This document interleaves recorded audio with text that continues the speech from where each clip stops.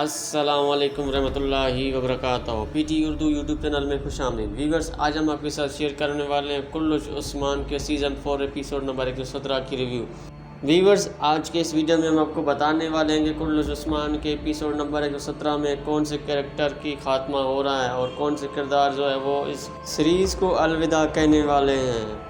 तो आज की वीडियो हमारी इस टॉपिक पर है। तो व्यूअर्स, वीडियो शुरू करने से पहले आपसे दरख्वास्त है, अगर अभी तक आपने हमारे चैनल पीटी उर्दू को सब्सक्राइब नहीं किया है तो चैनल को सब्सक्राइब करें और साथ में बेल आइकन भी प्रेस करें ताकि हमारे नए आने वाले वीडियोस की नोटिफिकेशन आपको मिलती रहे। तो व्यूअर्स, आपको बताते चलें कि नंबर 1 में आता है ओक्तुम बे और दूसरे नंबर पर आते हैं बेंगी खातून, तीसरे नंबर पे आते हैं फ्रीक और चौथे नंबर पे आते हैं अस्मा, पाँचवें नंबर पे बायंदर बे और इसके अलावा बहुत से छोटे मोटे किरदारों का भी खात्मा किया जाएगा। तो ये थी नई अपडेट्स जो हमने आपके साथ शेयर की। उम्मीद करते हैं आपको वीडियो अच्छी लगी होगी। अगर वीडियो अच्छी लगी है तो वीडियो को लाइक करें।